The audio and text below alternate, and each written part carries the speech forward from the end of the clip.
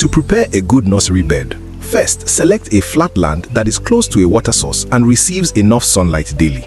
I am Austin White, CEO of Easy Farming, and I will show you how to prepare a nursery bed for healthy seedlings. Let's go.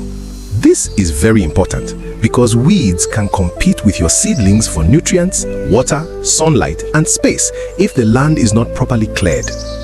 It can also harbor pests and diseases that may affect the healthy growth of your young plants.